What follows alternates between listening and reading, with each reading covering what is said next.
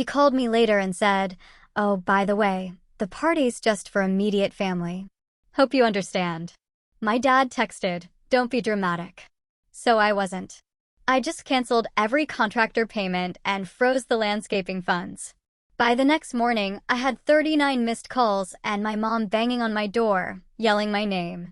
I let her scream for a while, then opened the door. After all, I did cover $10,200 for their backyard remodel. But my name is Brooke.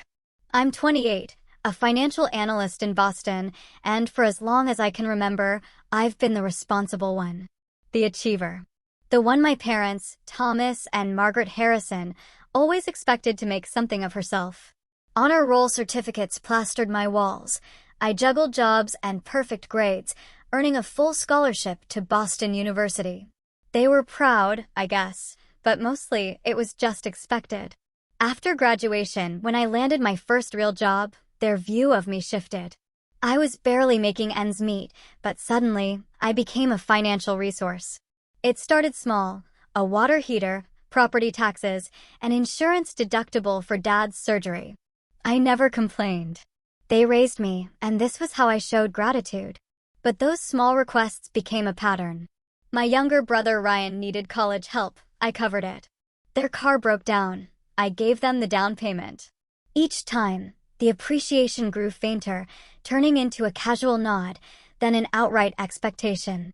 Their home in Lexington, that modest 4-bedroom colonial with faded blue siding, it means everything to them. It's where I grew up, where memories were made. And the backyard, oh, that backyard was always Mom's unrealized dream. Just patchy grass and Dad's rusty grill. Ryan, 3 years younger than me, was always the favorite, even if no one would admit it. He's more outgoing, less focused on achievement, now a high school gym teacher with a baby on the way. My parents adore him, and he gets a pass on financial contributions because, well, he's starting a family. Then there's Aunt Diana, Mom's younger sister, basically her clone. She reinforced my role as the helpful daughter, always reminding me how lucky my parents were to have me and all the sacrifices they'd made for my success. With retirement looming, Mom fixated on hosting family gatherings in a beautiful backyard. Me? I'd just landed a substantial promotion, finally having some financial flexibility. I'd worked so hard, saved so diligently, even planned my first real vacation to Europe. But when Mom mentioned the backyard renovation, showing me Pinterest boards full of string lights and stone patios, I saw an opportunity. A chance to finally do something big, something they couldn't take for granted, something that would make them truly happy. "Mom," I remember saying, my heart soaring with hope, "what if I helped you with this? I'd love to put some of my promotion toward making this happen for you and Dad." That simple offer. I had no idea it was the first step into one of the most painful lessons of my adult life. The conversation about the backyard started innocently enough over Sunday dinner. Mom made her pot roast, and as we finished, she pulled out her tablet, sighing over pictures of elegant outdoor spaces. "Wouldn't it be wonderful," she said, "to have a proper space for entertaining? Your father and I aren't getting any younger." Dad, ever the pragmatist, chimed in, "Dreams are nice, Maggie, but we're on a fixed income now. Those fancy setups cost a fortune." I saw the disappointment in Mom's eyes. This was her dream, a rare request for herself. "What if we made it happen?" I suggested, trying to keep my voice casual. My promotion came with a substantial raise. I could help with the costs. Their faces transformed. Mom's eyes widened with pure excitement. Dad's financial worries vanished. Within minutes, they were planning, dreaming big, stone patio, built-in seating, a pergola, even an outdoor kitchen. We could host the family reunion this summer. Mom exclaimed. Dad was already talking logistics. "We need to get started right away if we want it finished by July." The family anniversary party would be the perfect debut. I left that night feeling a warmth I hadn't felt in ages. This was it. Something meaningful. Something they couldn't just dismiss. A dream fulfilled. The planning began immediately. I took a day off work, a rare luxury, to accompany them to landscapers. I told them, "Get what you love. This is your dream space." We settled on evergreen landscaping. The quote was $8,400. I signed the contracts, paid the initial deposit, and watched with growing excitement as the project began. It was set to finish in mid-June, perfect for the family's 50th anniversary celebration they were hosting in July. As the weeks passed, their demands grew alongside their excitement. Mom upgraded the lighting. Dad insisted on a premium grill. Each change added to the budget, but I approved every single one. Seeing their joy, their engagement, it was worth every dollar. I visited weekly, bringing coffee and donuts for the workers, discussing progress with John, the project manager. The space was transforming, and so was my hope. I imagined family gatherings, my parents proudly telling everyone how I'd made it happen, finally acknowledging my contribution to the family. This substantial gift, I thought, this would change everything. But even then, the signs were there.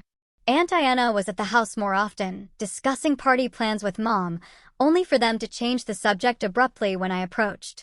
When I asked about the celebration, the answers were vague, still figuring out details, nothing's finalized.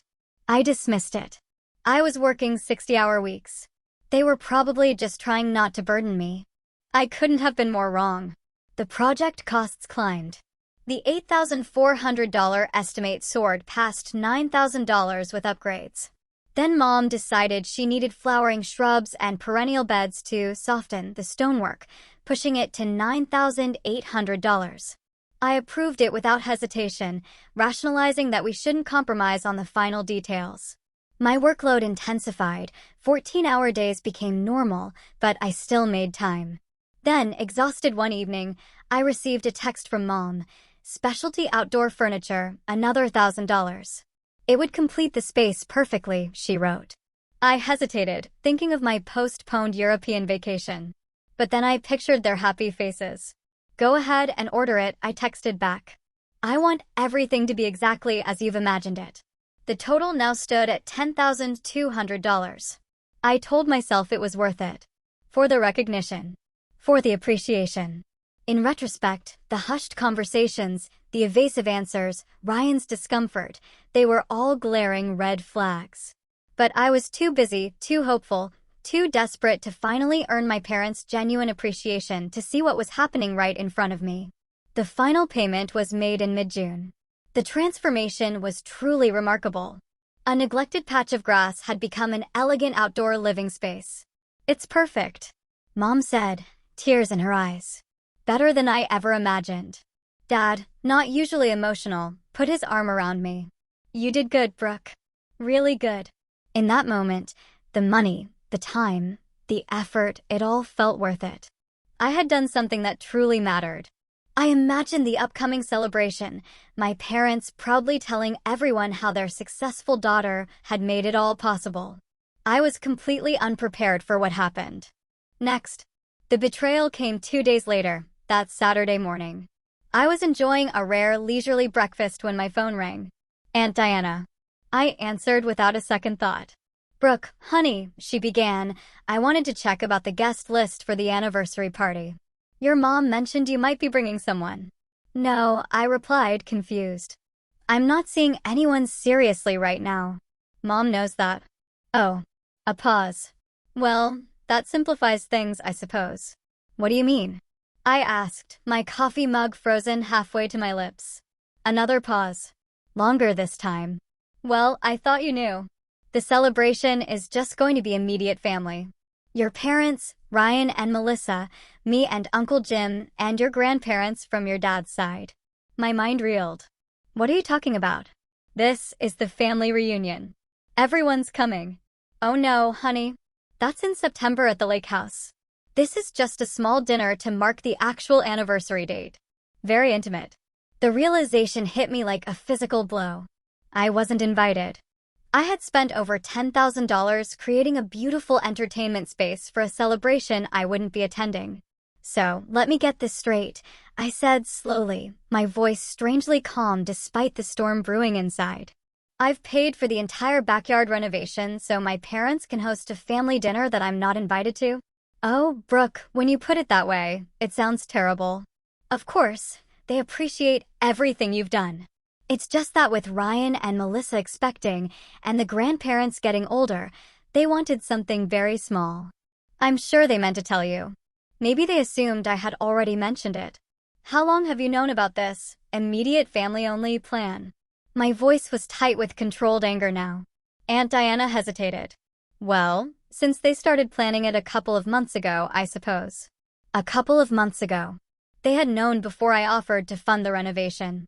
My parents had deliberately kept me in the dark, accepting thousands of dollars for a space they planned to enjoy without me. I have to go, I said abruptly, and ended the call. For several minutes, I sat motionless. Every evasive answer, every hushed conversation, Ryan's discomfort, it all clicked into place.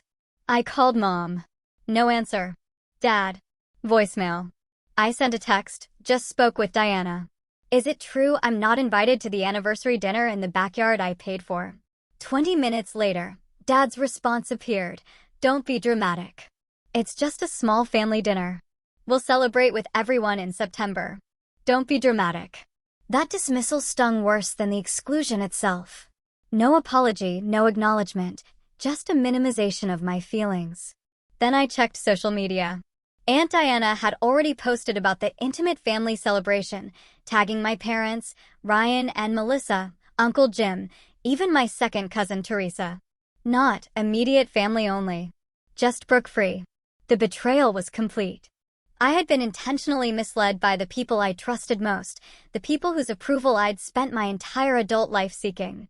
I sank to my kitchen floor and did something I hadn't done since childhood. I cried. Deep, racking sobs that came from a place of profound hurt and betrayal. For nearly an hour, I let the emotions flow, acknowledging years of seeking an approval that was never fully given. When the tears finally subsided, something else emerged, a quiet, steady resolve. A determination that this would be the last time I allowed myself to be treated this way. I picked myself up, wiped my eyes, and began to formulate a plan. The rest of Saturday was a blur of hurt and disbelief. But by Sunday morning, the fog lifted, replaced by a clarity I hadn't experienced before. I called my closest friend, Natalie. They did what? She exclaimed. Brooke, that's beyond inconsiderate. It's cruel. I keep wondering if I'm overreacting, I admitted, remembering Dad's text. Classic gaslighting, Natalie replied firmly. You spent over $10,000 on a renovation for a party you're not invited to. That's not being dramatic. That's a normal human reaction to being used. Hearing it framed so bluntly solidified my thoughts. This wasn't a misunderstanding. This was a deliberate choice. What are you going to do? She asked. I'm still figuring that out, I said, but I know one thing. I'm done being taken for granted. I opened my laptop. I had paid Evergreen Landscaping in 3 installments. The project was complete, but I knew from John, the project manager, that there were still outstanding payments to subcontractors and a $1,200 maintenance agreement for summer care. My contracts were with me, not my parents. I was the financially responsible party. The decision crystallized. I would not allow this pattern to continue. I drafted a careful email to John at Evergreen. Due to unforeseen circumstances, I need to discuss modifications to our payment arrangements for the Harrison project. Please call me at your earliest convenience. I knew this would cause an explosion, irrevocably altering my family relationships. But for the first time, I found myself prioritizing my own emotional well-being. John called within the hour, concern in his voice. I explained it was a personal matter and asked about outstanding payments. He confirmed the final electrical and irrigation payments, totaling $1,800, were scheduled for Monday, and the $1,200 maintenance fund was in a separate account.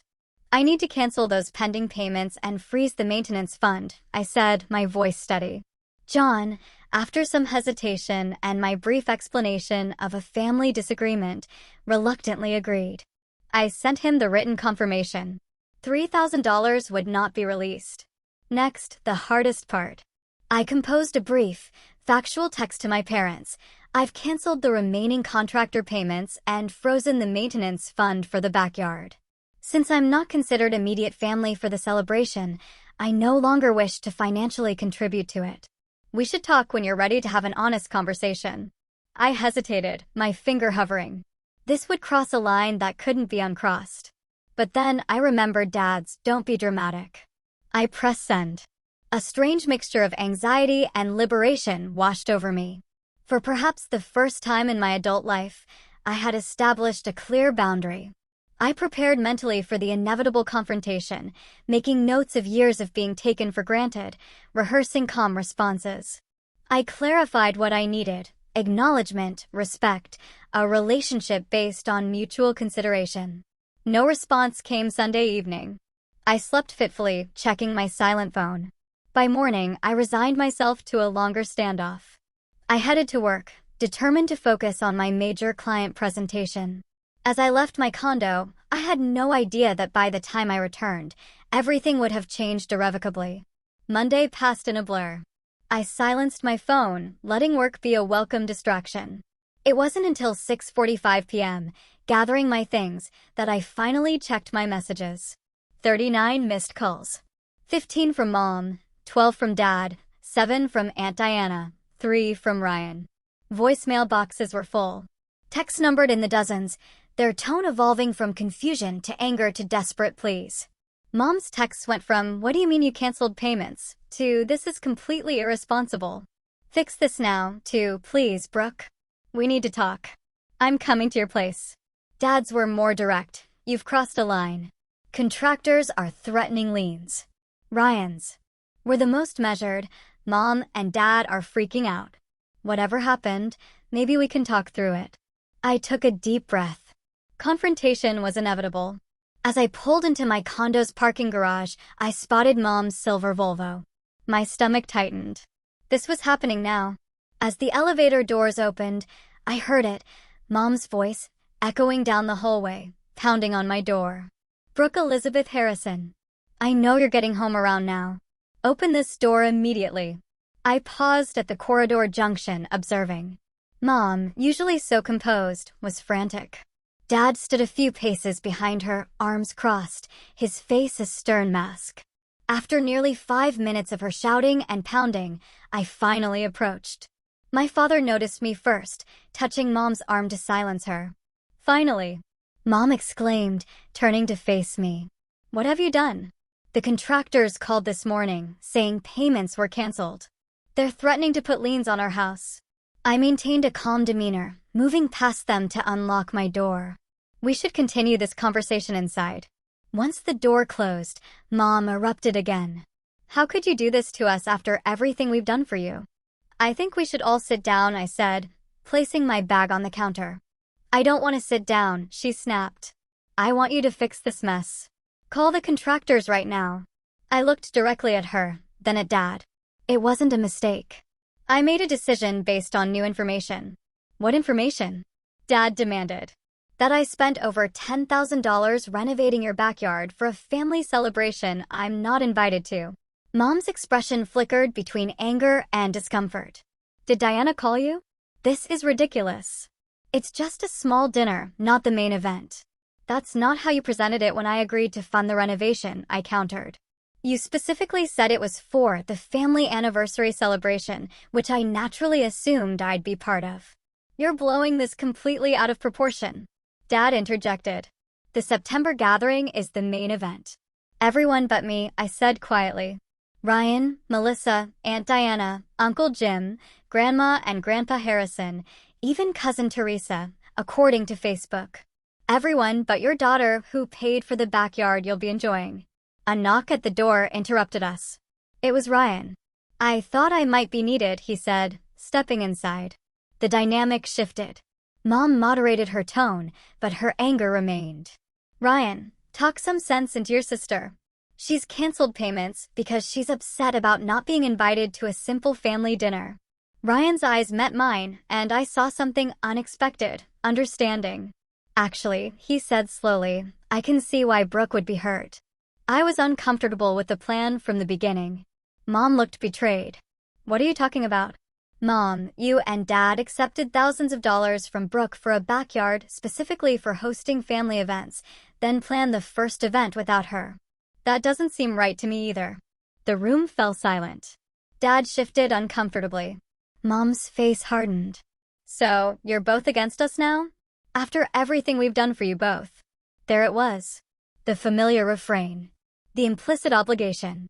This isn't about being against you, I said calmly. It's about recognizing a pattern that's been happening for years. I contribute financially whenever asked. I put your needs before my own. I seek your approval and still, when it comes down to it, I'm excluded from immediate family gatherings. You're being ridiculous. Mom insisted. We never asked you to pay for the backyard. You didn't have to ask, I replied. You knew I would offer once you showed me how much you wanted it. Just like you knew I would cover Ryan's college expenses and the down payment on your car and countless other things over the years. Ryan looked genuinely shocked. You paid for my senior year tuition? Mom said that came from their savings. Another uncomfortable silence. We should focus on the immediate problem, Dad finally said, his practical nature asserting itself. The contractors need to be paid. They're threatening legal action. The remaining balance is $3,000, I stated. You can cover that yourselves if this celebration is so important. I've already contributed over $7,000. We can't just come up with $3,000 out of nowhere. Mom exclaimed. I managed to come up with $10,000, I replied evenly, and I was planning a vacation with that money before I offered to help with your backyard. Dad's expression shifted, calculations visibly running behind his eyes. We could postpone the dinner until September, he offered, combine the celebrations. Thomas. Mom looked shocked. Then include Brooke, Ryan suggested. That was the original understanding anyway. Mom's resistance was palpable. It's too late to change the plans now. It's not about the dinner anymore, I said quietly. It's about years of being treated as a financial resource rather than a daughter. It's about finally recognizing my worth and setting boundaries. Boundaries. Mom scoffed. Is that something your therapist taught you? We're family. There aren't supposed to be boundaries. That's exactly the problem, I replied. You expect unlimited access to my resources, financial, emotional, practical, without offering the same in return. You exclude me when it's convenient, but expect me to contribute without question. Ryan moved to sit beside me on the couch, a physical show of support that nearly broke my composure. She's right, Mom, he said. You and Dad do treat Brooke differently. You expect more from her and give her less credit.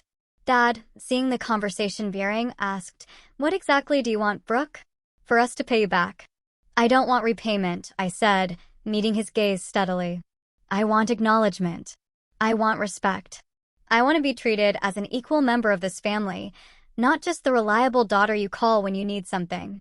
Mom's anger seemed to deflate slightly, replaced by defensive confusion.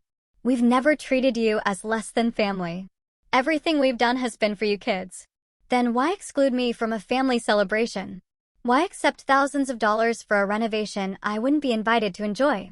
For the first time, Mom had no immediate retort. She looked to Dad, who was uncharacteristically silent. Ryan filled the gap. I think we all need to acknowledge that there's been a pattern here. Brooke has always been expected to be the responsible one, the achiever, the provider. I've benefited from that, too, and I haven't always appreciated it. His admission opened something in the room, a possibility for honest conversation that had never existed before. I don't want to damage our family, I said, my voice softer now. But I can't continue in the same pattern. I need things to change. Dad, ever practical, finally spoke. What specifically needs to change, Brooke? It was the first time he had asked what I needed, rather than telling me what was expected. I need my feelings to be considered. I need to be included as true family, not just when it's convenient or when something is needed from me. I need acknowledgement of my contributions rather than expectation. And I need you both to recognize when you're treating me unfairly. The room fell silent as my parents absorbed these requests. Simple, almost obvious requests for any healthy relationship. Yet, they represented a fundamental shift in our family dynamic. And the contractors? Dad asked. I'll release the maintenance fund, I conceded. But the final payment should come from you. Consider it your investment in the celebration you're planning. Mom started to protest, but Dad placed a hand on her arm, silencing her. That seems fair, he said, surprising everyone. We should have been transparent about the celebration plans from the beginning. It wasn't a full acknowledgement of the larger pattern, but it was a start. Perhaps the first time Dad had conceded any wrongdoing in my adult life. As the confrontation wound down, tentative plans were made.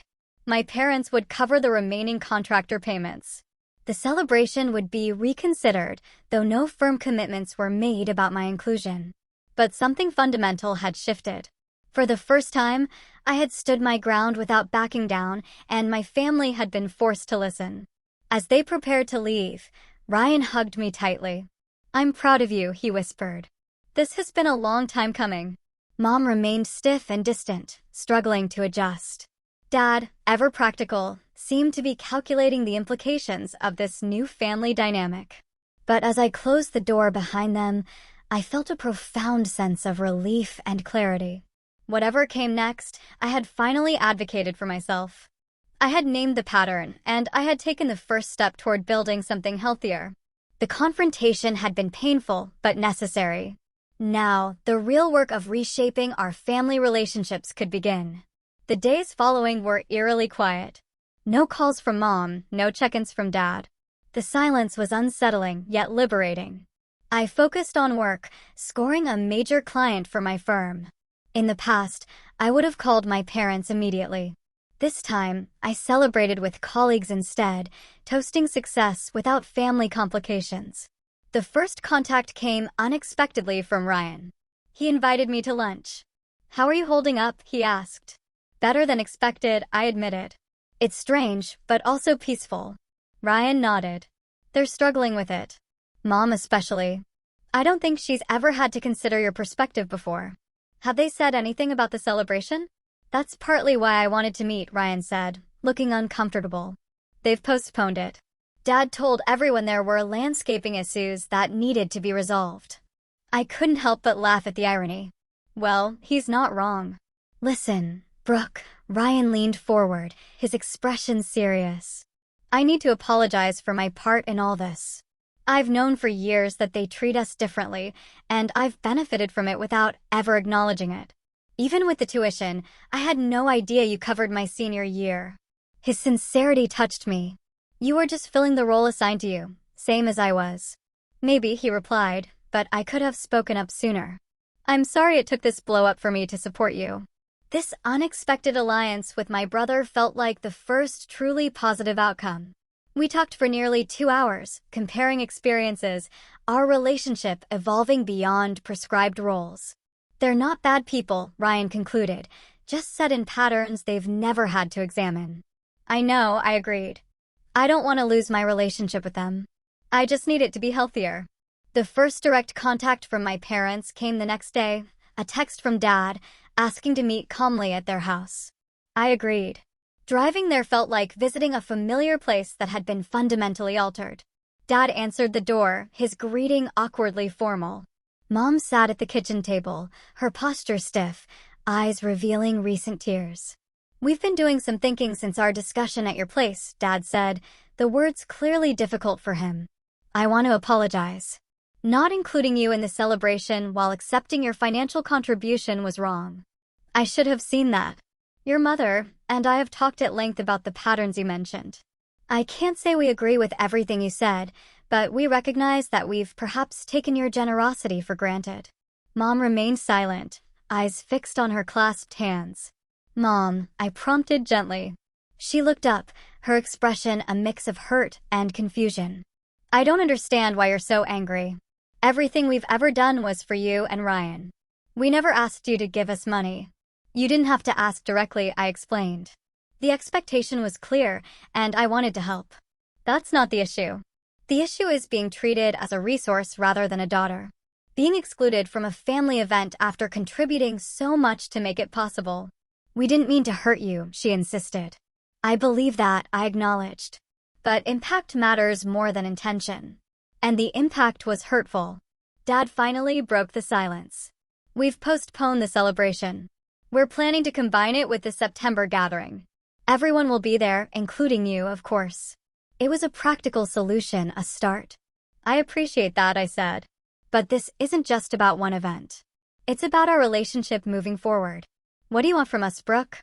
Mom asked, an edge of frustration in her voice.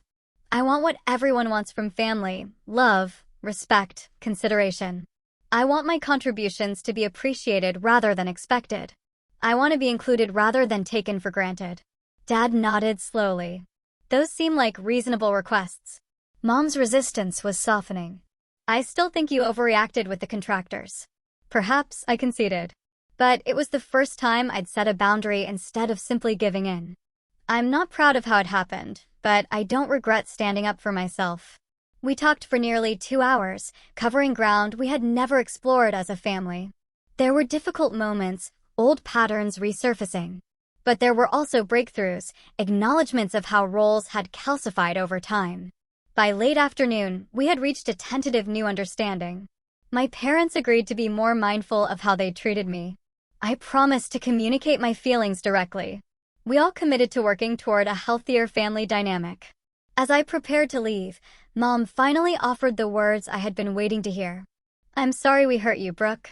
I never saw how our actions might make you feel excluded or used. I just thought that's what family does for each other." "Family does support each other," I agreed. "But it should go both ways, and it should include everyone equally."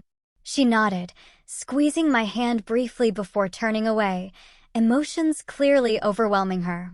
The following weeks brought subtle but significant changes. Mom called just to check in, without requests. Dad sent a heartfelt email, thanking me for making us see what we couldn't see ourselves. Ryan and I spoke more frequently, our relationship evolving beyond prescribed roles. The September celebration, when it finally occurred, was genuinely inclusive. My contribution to the backyard was acknowledged publicly by my father, who raised a toast to my generosity and vision. Mom had included me in the planning. Most importantly, I attended as a valued family member, not merely the reliable daughter who had funded the venue. The physical space that had been the catalyst for our conflict became the setting for a new beginning. Our family relationships continue to evolve. There are occasional slips into old patterns, requiring gentle reminders. But the fundamental dynamic has shifted. I've established boundaries that are increasingly respected. My parents have begun to see me as an adult with legitimate needs and feelings, rather than simply a resource. For my part, I learned that standing up for myself didn't have to mean cutting ties. It meant having difficult conversations, weathering uncomfortable emotions, and committing to building healthier relationships on the other side. That European vacation I postponed? It finally happened the following spring. From a cafe in Paris, I sent my parents a postcard with a simple message: "Thank you for learning and growing with me. Love, Brooke." The journey isn't over. Family dynamics built over decades don't transform overnight. But we had taken the crucial first steps towards something healthier, more balanced, and ultimately more loving. As I reflect on this, I realize that sometimes the most profound gifts we can give ourselves are boundaries, self-respect, and the courage to disrupt unhealthy patterns, even when it's incredibly uncomfortable. True family means mutual respect, consideration, and love, not one-sided giving or taking for granted. Thank you for listening to my journey, and I wish you courage in your own.